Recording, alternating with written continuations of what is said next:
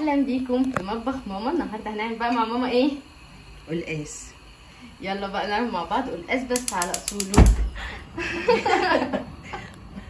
البتاع كان هيطلع فينا.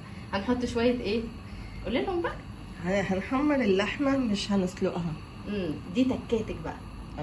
اه في ناس تسلق فرخه، تسلق لحمه، لكن انا ما بعملش كده. انا بعمل لحمه وبصل.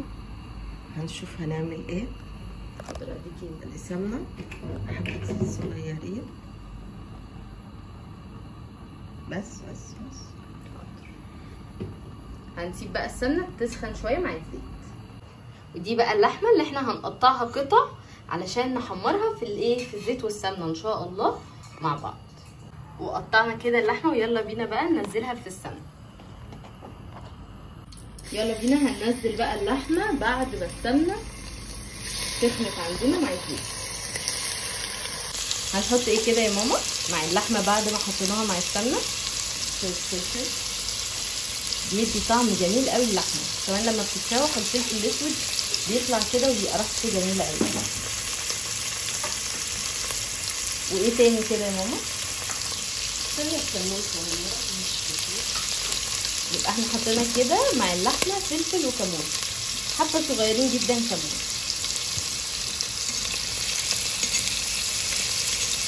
هنحط ايه كده يا ماما مع اللحمه؟ البصل مفروم كده ناعم.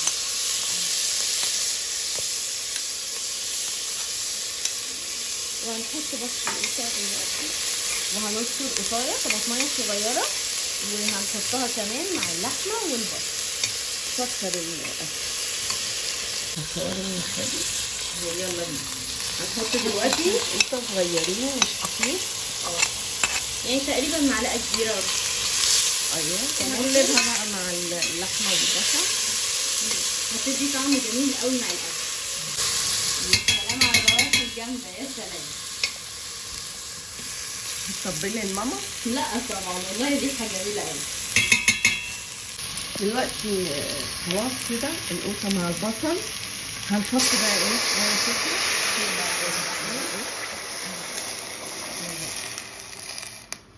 ميه كنا غاليينها ونزلناها اهو عشان اللحمه تكمل سوا ما تنشفش معانا. ونغطيها بقى. نغطيها بقى ايه؟ نسيبها بقى لغايه لما تغلي غلوتين. هي لحمه يعني في السوا مش هتاخد وقت ان شاء الله. بعد كده نكمل بقى ونحط القلقاس ونظبط مع بعض. الصغننين البنات الصغيره ازاي يعملوا السلق وازاي يعملوا الطشه.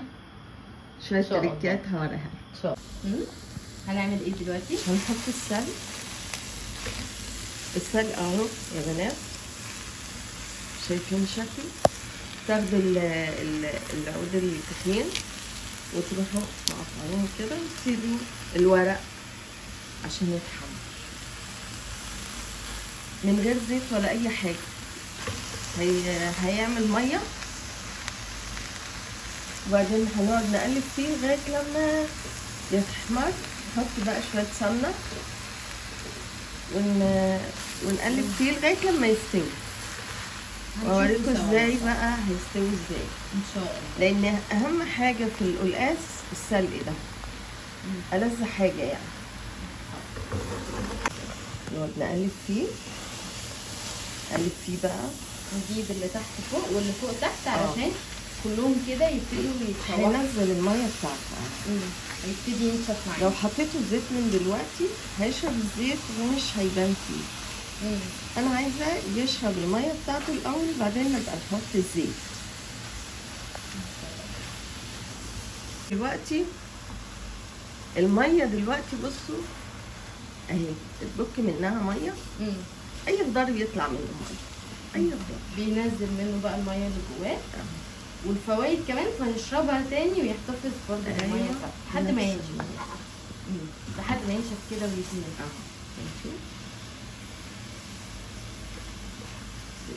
ايدنا تبقى فيه على طول عشان ما يشربش. عشان ما فيش حته تستوي حته لا. احلى حاجه في الشتاء هو القلقاس. في ناس ما بتحبش القلقاس، في ناس بتعشق. انا سمعت فعلا يعني الناس بتحبه قوي قوي قوي، يا ملهاش فيه خالص، مفيش وسط يعني. زي الخبيزه كده، في ناس ما تعرف، لا في ناس ولا تعرف ايه الخبيزه دي. لا بس انا بصراحه بحبها قوي يا ماما، انت اللي فعلا حببتيني فيها، واي حد كان بيدوقها من ايد ماما كان بيموت فيها، مفيش حد دقها من ايد ماما غير لما حبها جدا. والقلقاس كان ليا ناس ما بيحبوهاش، حتى بابا ما كانش بيحبها كده. الله يرحمه، بس حبها بعد كده. لا بصراحه يا ماما تسلم ايدك، فعلا نفسك في الاكل جميل يعني، مش عشان والله هي والدتي بس، فعلا في حاجات فيها الاكل بيبقى ليه طعم جميل جدا، وغير طبعا نفسها يعني. فده انتوا دلوقتي كده بتاخدوا حاجات يعني البهاريس بتاعتها. لا ما انت ما شاء الله يعني حبيبه قلبي، ربنا يبارك. اكلك حلو برضه. طالعه لمامتي. لا انت تفوقتي، انت بتعملي حاجات غير اللي ماما كانت بتعملها. لا بس والله كله منك يعني، ما انا كنت بقف معاكي زمان فكنت باخد من طعمك ومن نفسك كده. فاكره لما انت كنت بتقطعي الكبده؟ انا صغيره، ايوه، واقعد اعملها من وانا صغيره جدا. عندك 8 سنين تقعدي تقطعيها على القطاع؟ طول عمري بحب المطبخ. بحب اقف في المطبخ قوي يعني. احنا كل ده بنشوح السلق بنستخدمها يا ماما، ليه استخدامات تانية صحيح؟ لا مالوش تقريبا، هو في القلقاس في ناس يحطوا على الخبيزه، بس انا ما بحبش. لا مفيش زي الخبيزه بتاعتك، هي ماما بتعملها من غير سلق وطعمها جميل، فهي اكيد الخبيزه من غير سلق تبقى عامله زي الملوخيه. تبقى طعمها خطير. الطشه بتاعتها دي مع بقى جنبها لحمه محمره او فراخ محمره او من غير حاجه خالص، والله طعمها جميل. من غير حاجه من غير حاجه اصلا. لا يا ماما عايزين نقتصد بقى، عايزين نقتصد. الحياه بقت غاليه قوي، كل حاجه بقت غاليه، عايزين نقتصد. الناس تقتصد شويه في الاكل، وربنا لغايه لما يتعدي الازمه دي على خير يا رب. اللهم امين يا رب. والناس بقى يعني تقول لا حول ولا قوه الا بالله، يسموا في الاكل كده، وربنا يبارك يعني. ربنا بيزيد، ما يشيلوش هم حاجه يعني. يا رب الحمد لله والشكر لله. احنا كده دلوقتي هنسيبه بقى يبتدي يتحمر اهو، ابتدى ينزل ميته خالص. اول ما يبتدي يتحمر هنرجع له نعمل شويه رز. رز طبعا بالشعريه. هو ينفع قلقاس من غير رز بالشعريه؟ يلا بينا. هي ماما كده بعد ما اتحمر كده وخلاص الميه نزلت كلها ونشفت، حطينا شويه زيت، يعني معلقه كبيره كده من الزيت، وحته سمنه صغيره كده، وبنحمر فيهم بقى السلق. بعد ما نزل ميته تماما لازم نتاكد من الخطوه دي علشان الحاجه تطلع معانا على اصولها كده، وطعمها باذن الله يطلع جميل. دلوقتي كده حطيت حله سخنه هنزل فيها السمنه، شويه سمنه حلوين كده. هنعمل بقى الرز، شويه زيت صغيرين عشان السمنه ما تتحرقش. وهنزل اهو الزيت مع السمنه، وهسيبهم بقى يسخنوا على مهلهم. وماما كل ده بتعمل بتحمر. تسلم ايديك. هنزل بقى الشعريه، انا بحب بصراحه الشعريه تبقى كتير بس. تمام. لو اتحمرت كويس استحاله تعجن يا ماما. بصوا بقى حبيبه قلبي. لا انا قصدي يعني عشان الناس اللي بتستغرب الرز اللي بيعجن منها ما بيتحمرش كويس، ولا الرز ولا الشعريه، المفروض الاثنين بيتحمروا مع بعض كويس جدا. ونفضل ايدينا برده في الشعريه علشان ما تتحرقش مننا، وحبه ياخدوا لون وحبه لا. تمام. هسيب الشعريه تتحمر، والرز كمان هنغسله ونصفيه علشان اول ما الشعريه تاخد اللون الذهبي الحلو كده نحط عليها بقى الرز.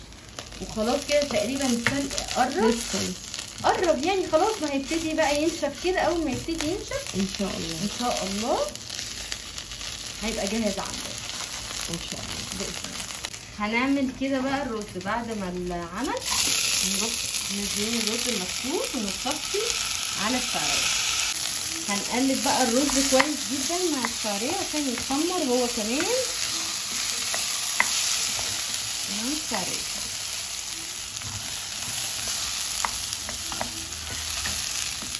لسه معانا فقره الاكروبات الاساسيه.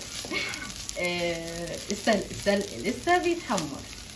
نستنى هو اطول حاجه بيتعمل هو السلق علشان يتحمر كويس ويطلع معاك كل حاجه زي الفل. ننزل السلق بقى في الهون اهو اتحمص بعد ما نشف تماما عشان ما يلسعكيش. بس عشان الشوربه ما فيهاش ملح هنحط ملح على الرز. حطيت كمان فلفل اسود، رشه كده فلفل اسود بسيطه، وبقلب مع بعض. اخر تحميره خلاص الرز علشان ابتدي انزل عليه الشوربه بتاعه اللحمه. هنحط شويه ميه قبل الشوربه علشان هنكمل الباقي الشوربه. لازم الشوربه تبقى مغطيه الرز واعلى منها بحاجه بسيطه، تاخد كام غلوه وهنروح مغطين عليها على طول اول ما تغلي كويس. والشوربه عندنا بتاعت اللحمه اهي بقت تمام. هننزل القلقاس بسم الله. القلقاس دي قلقاسيه واحده كبيره. هنجيب ليمون القلقاسه. بعد ما ننزل القلقاسه كده هنعصر نص ليمونه. انا ما غسلتش القلقاس ليه؟ لان القلقاس فيه فايده كبيره قوي للمعده. والماده المخاطيه اللي فيه دي بتعالج، يعني ما بتخليش فيه قرح ولا بتاع، فيها ماده كويسه للمعده. بنعصر الليمون عشان انا ما غسلتش القلقاس عشان تقفل مسام القلقاس. وهنقلب بقى ريحته وشكله. بصوا نص طماطمايه، يعني طماطمايه صغيره خلت لون الشوربه جميل جدا وريحتها، واكيد طعمها هيبقى جمال خالص. هنسيب بقى ايه القلقاس كده. قولي لي ماما بقى هنعمل ايه؟ هنحط عليه السلق وطش الثوم دلوقتي هوريها لكم. هنزل بقى اهم تركه في القلقاس. وانا لما انزل القلقاس بنزل شبت بس نص حزمه تقريبا، صح؟ نص حزمه او ربع. الشبت ده نحطه زيه زي السبانخ والخبيزه برضو، بيخليها طعمها جميل ان شاء الله. بصوا بقى الرز بعد ما استوى وتشرب تمام التمام، منرفعش عليه قبل ما يتشرب ويبقى بالشكل الجميل ده، يتاكل اكل.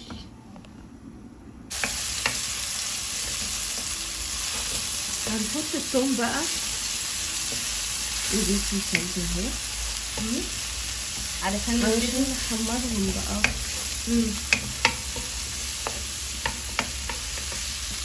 زي الطشه كده شويه.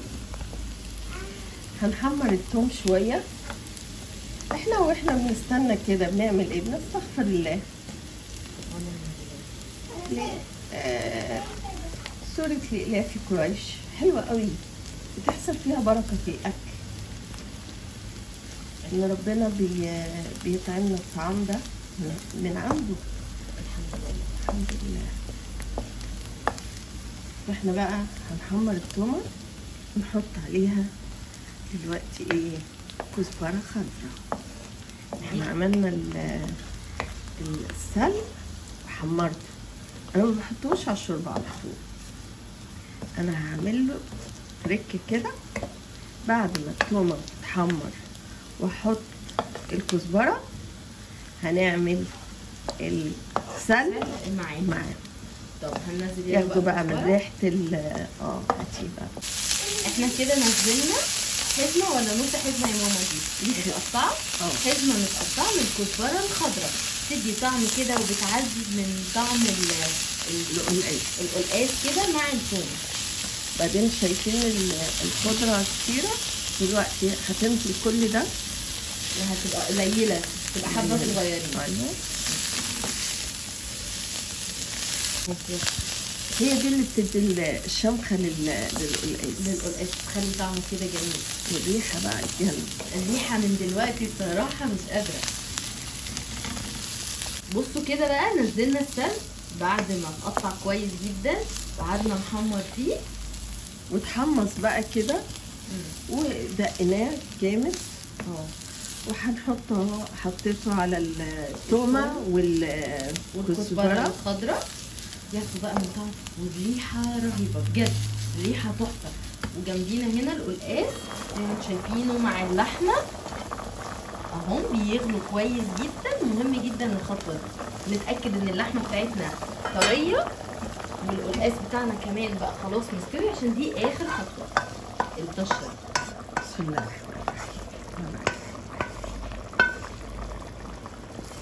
خلاص كده. حطينا كده السلق والثوم مع الكزبره والقلقاس. كده احنا كده خلصنا القلقاس بتاعنا.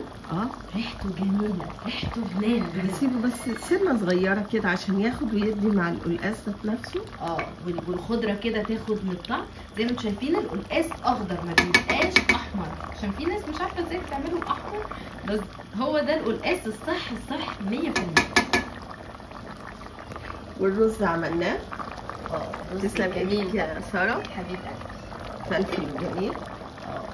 واحنا مستنيين بقى ايه القلقاس بتاعنا خلاص كده بيدفي بقى في الشتاء، واكله كده يعني كلها غذاء. والله وطعمها جميل جدا. انا ما بعرفش اكلها غير من عند ماما، يعني ما بعرفش وما باكلهاش غير من ماما.